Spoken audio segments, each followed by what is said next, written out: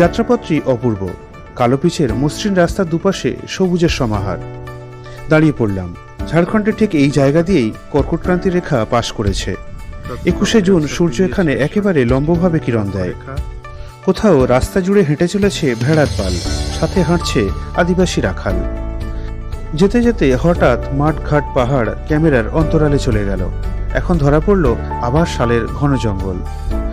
স্থানীয় আদিবাসীদের ভাষায় শুগ্গা শব্দটির মানে সবুজ তোতা। কি গতি!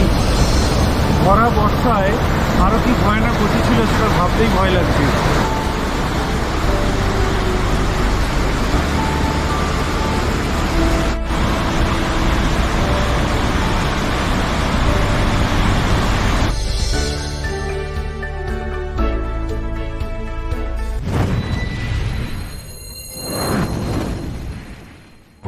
নেতারহাটকে বিদায় দিয়ে আমাদের বাহন চলতে লাগলো শালগাছের ঘন আবরণ ভেদ করে।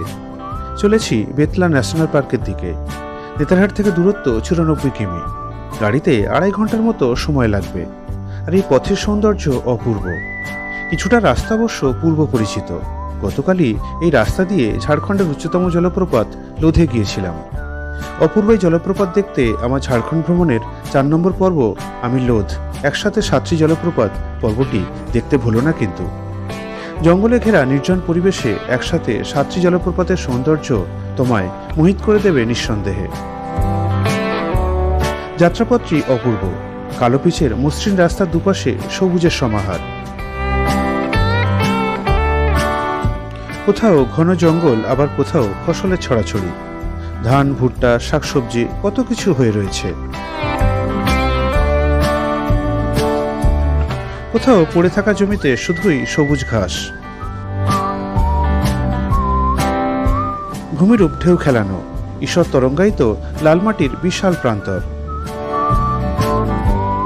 ধুলোহীন রাস্তার দুধার থেকেই সবুজ ঘাসের আস্তরণ, আর তার দুপাশে শালমহুয়ার জঙ্গল। কোথাও বিক্ষিপ্ত, কোথাও আবার ঘন সমাবেশ। স্বাভাবিকভাবেই রাস্তায় আলো ছায়ের উপস্থিতি।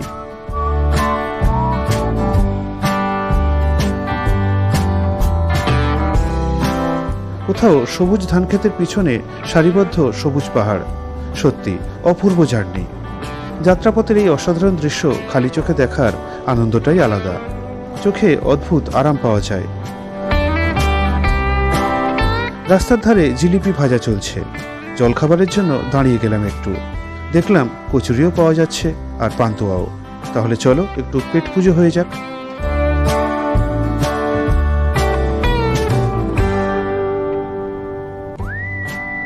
চলার পথে মাঝে মাঝে নদীর দেখা। পাথরের ওপর দিয়ে চঞ্চল গতিতে বয়ে চলেছে। পথ একই রকম সবুজে মোড়া। মাঝে মাঝে রাধাচূড়া গাছ, আর তাতে হলুদ ফুল ফুটে আছে।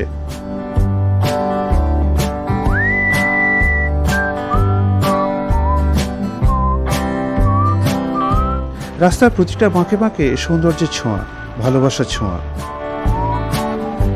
শেষ বর্ষায় ঝাড়খণ্ডের সবুজ রূপ এতটাই মনোমুগ্ধকর হয়ে ওঠে।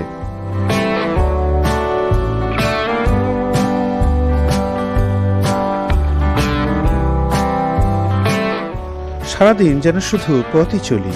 একজন প্রকৃতি প্রেমিকের কাছে এই পথ স্বর্গের থেকে কম কিছু নয়।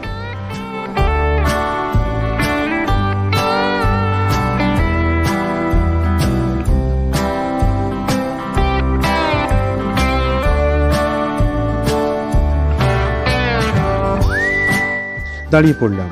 ঝাড়খণ্ডের ঠিক এই জায়গা দিয়েই কর্কটক্রান্তি রেখা পাশ করেছে। 21শে জুন সূর্য এখানে একেবারে লম্বভাবে কিরণ দেয়। যাবার পথে এক জায়গায় চোখে পড়ল, you are passing through the Tropic of Cancer. অর্থাৎ কর্কটক্রান্তি রেখা এখান দিয়ে পাস করেছে। দেখো চারদিকের পরিবেশটা দেখো। ট্রপিক অফ ক্যান্সার পেরিয়েছে ৩.৫ ডিগ্রি উত্তর অক্ষরেখা, এখান দিয়ে পাস করেছে। চারদিকে পাহাড়, পাহাড়ের কোলে বিশাল উপত্যকা, গরু চড়ে বেড়াচ্ছে।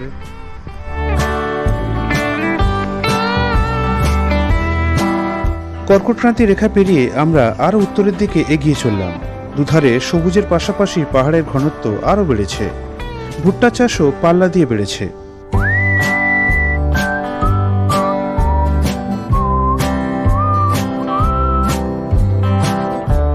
কোথাও রাস্তা জুড়ে হেঁটে চলেছে ভেড়ার পাল, সাথে হাঁটছে আদিবাসী রাখাল। কাঁধের লাঠিতে কয়েকটি পুঁটলি ঝোলানো। সারাদিনের খাবার হয়তো ওর মধ্যে। অপূর্ব দৃশ্য না? যে দৃশ্য নিয়ে যায় সময়হীন এক গ্রামীণ ছবিতে, যেখানে প্রকৃতি, মানুষ আর পশু একসাথে মিলেমিশে গেছে।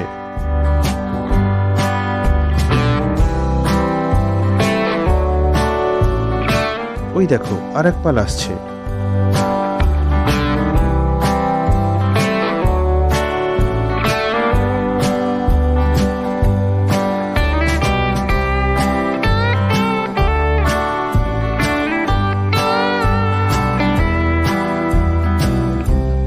কেউ কেউ আবার জঙ্গলেও ঢুকে পড়ছে।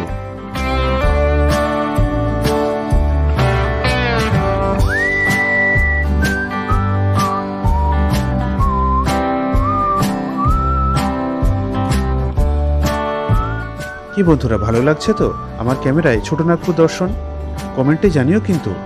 আমার ভিডিওতে শুধু নির্ভেজাল প্রকৃতি আর গল্পই পাবে। নিজেকে ক্যামেরায় বারবার দেখানো আমার উদ্দেশ্য নয়। যেতে যেতে হঠাৎ মাঠ, ঘাট, পাহাড় ক্যামেরার অন্তরালে চলে গেল। এখন ধরা পড়ল আবার শালের ঘন জঙ্গল। আমাদের গাড়ি এবার একটু পথ পরিবর্তন করলো। পিচের রাস্তা ছেড়ে ঢুকে পড়ল সরু কংক্রিটের রাস্তায়। সামনে একটি এন্ট্রি গেট। 10 টাকা প্রতিজন ও গাড়ির জন্য 50 টাকা দিয়ে ভিতরে ঢোকা হলো। কোথায় চলেছি বলো তো বন্ধুরা? হ্যাঁ, চলেছি ঝাড়খণ্ডের অন্যতম সুন্দর সুগ্গা বাঁধ জলপ্রপাতের কাছে। নেতারহাট থেকে দূরত্ব 66 কিমি, 2 ঘন্টার পথ। জলপ্রপাতের কাছে বেশ বড়সড় একটি মাঠ। এখানেই গাড়ি পার্কিং করতে হয়। এদিকে কিছুটা বসার জায়গা, আর নদীর কিনারায় বেশ উঁচু একটা ওয়াচ টাওয়ার। চলো এবার এগিয়ে যাই সুগ্গা বাঁধ ফলস আর র্যাপিডের দিকে। দূর থেকে দেখা যাচ্ছে নদীর ওপর নির্মিত লোহা ও কাঠের তৈরি পায়ে হাঁটা সেতু। রিভারবেডের উঁচু জায়গাতে কাঠের তৈরি কয়েকটা বসার জায়গা। বাম দিকে ঝাড়খণ্ড ট্যুরিজমের বোর্ডে সুন্দর করে লেখা সুগ্গা বাঁধ ওয়াটারফল। তো চলো ভাই, এক সেলফি হয়ে যায়। এখান থেকে নদীর খরস্রোতারূপী দেখা যাচ্ছে। ফলস দেখতে গেলে এই ব্রিজ পেরিয়ে ওপারে যেতে হবে। চলো সেই দিকেই যাই। সামনে একটা বিরাট লোহার ব্রিজ, তার নিচ দিয়ে নদী বয়ে যাচ্ছে। অসংখ্য পাথর, শক্ত পাথরের উপর দিয়ে তীব্র গতিতে শব্দ করতে করতে এগিয়ে চলেছে। পিছন দিকে বড় বড় পাহাড়। পরিবেশটা দেখো বন্ধুরা, অসাধারণ। চলো ব্রিজের ওপর ওঠা যাক। দেখো, ব্রিজের ওপর থেকে খরস্রোতা সুগ্গা বাঁধকে। শেষ বর্ষাতেই এই প্রতাপ। ভরা বর্ষায় জলের গতি তীব্রতর হয়ে ওঠে। স্থানীয় আদিবাসীদের ভাষায় সুগ্গা শব্দটির মানে সবুজতোতা। একসময় এই ঝর্ণার আশেপাশে অসংখ্য সবুজতোতা এসে বসত, আর সেই থেকেই এর নাম সুগ্গা বাঁধ, অর্থাৎ তোতা পাখির বাঁধ। ঝাড়খণ্ডের লাঠিয়ার জেলার কোনো পাহাড়ি অঞ্চল থেকে এই নদী উৎপত্তি লাভ করে পরে উত্তর কোয়েল নদীতে মিশেছে। বন্ধুরা, আমরা কিন্তু রিভার বেডেই দাঁড়িয়ে আছি। এই অংশটা জলে ডোবে না। পুরো রিভার বেডেই শক্ত শিষ্ট ও অন্যান্য পাথরের আধিক্য। সামনে আরেকটি ব্রিজ, আর তার নিচ দিয়ে জলের ভয়ঙ্কর প্রবাহ। দূরের উপত্যকাকেও দেখা যাচ্ছে। ব্রিজের ওপর থেকে নদীর প্রবাহ দেখো, কতটা তীব্র বেগে প্রবাহিত। দেখো বন্ধুরা, কেমন অজস্র জলের ধারা নিয়ে প্রবাহিত এই সুগ্গা বাঁধ ফলস। নিচে দেখো কি বড় বড় পটল তৈরি হয়েছে। দেখো কি বড় বড় পটল।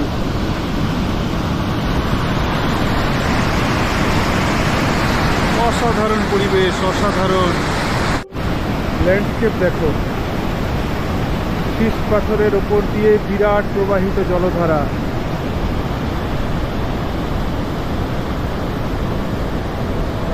চলো আরেকটু এগিয়ে যাই। এখান থেকে ফলসের সবচেয়ে ভয়ঙ্কর রূপ দৃশ্যমান।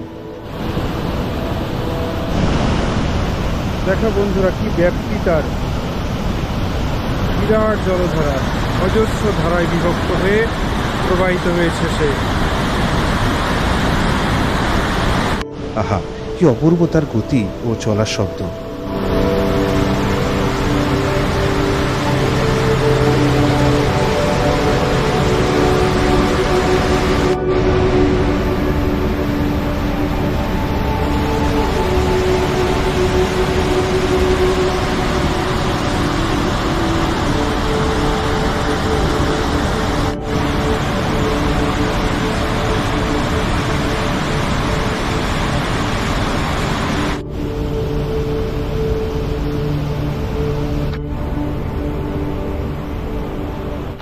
চারদিকে ঘন জঙ্গল, আর তার আশেপাশে ওঁরাও, মুন্ডা, খড়িয়া আদিবাসীদের বসবাস। তাদের বিশ্বাস সুগ্গা বাঁধ শুধু একটি ঝর্ণা নয়, এটি একটি পবিত্র স্থান। পূর্ণিমা অমাবস্যা রাতে তারা এখানে পুজো করে থাকেন। চারদিক থেকে কত যে রূপের বহিঃপ্রকাশ তা চোখে না দেখলে বিশ্বাস করা কঠিন। অসংখ্য খরস্রোতা ধারার মিলিত সহাবস্থান দেখে মুগ্ধ হওয়া ছাড়া উপায় নেই। যেদিকেই যায় শুধু এক এক রকমের ধারার প্রবাহ।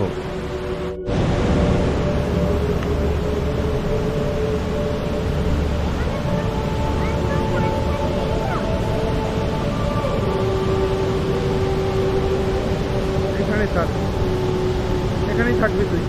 বড় একটি পাথরে আঁকা রয়েছে বাঁধ লেখা মুখে নিয়ে উঠতে থাকা এক তোতাকে। বুঝলাম, পর্যটকদের নামকরণ বোঝানোর প্রচেষ্টা। এখানে জলের কি বিশাল প্রবাহ দেখো। বন্ধুরা, আমি সুগ্গা বাঁধ ফলসের কাছে দাঁড়িয়ে রয়েছি। দেখো, ফলসের শব্দ শোনো একবার। কি তীব্র গতিতে নদী এগিয়ে চলেছে তার গতিপথ মেনে। দেখো চারদিকটা, কি অসাধারণ রূপ। সুগ্গা বাঁধ ফলস অসংখ্য জলধারা নিয়ে প্রবাহিত হয়েছে। অসাধারণ দৃশ্য। চলো এবার আরেকটি ভৌগোলিক ভাস্কর্য দেখাই তোমাদের। নদীগর্ভে কি বিশাল বিশাল পটল তৈরি হয়েছে।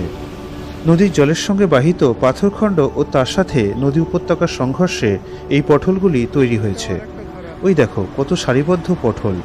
জলের নিচেও অনেক পটল আছে। কি গতি! ভরা বর্ষায় আরও কি ভয়ানক গতি ছিল সেটা ভাবতেই ভয় লাগছে। আর তার সৌন্দর্য দেখো, তোমরা দেখো বন্ধুরা, আমার মুখে নাইবা শুনলে।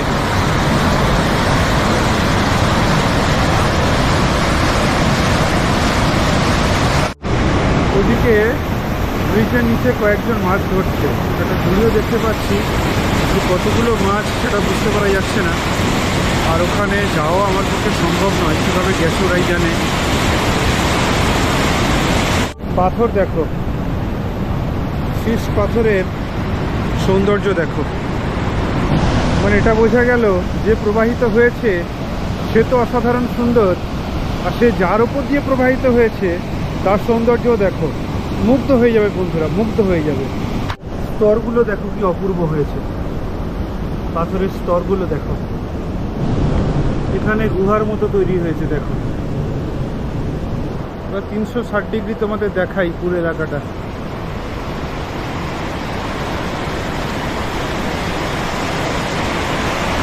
উৎসের দিক কত ধারা, দূরে পাহাড়, আর আমাদের ফিরে যাওয়ার দিক। সুগ্গা বাঁধ এখনও অনেকটা অফবিট। পর্যটন মানচিত্রে সবে স্থান পেয়েছে, থাকার জায়গাও নেই। এখানে আসতে হলে বেতলা বা নেতারহাট থেকে আসতে হবে। বেতলা থেকে 28 কিমি আর নেতারহাট থেকে 66 কিমি পথ। আর পথের সৌন্দর্য তোমরা তো দেখলে, কিভাবে কেটে যাবে বুঝতেই পারবে না। জায়গাটা খুবই নির্জন, শীতকাল ছাড়া সারা বছরই এরকমই নির্জন থাকে।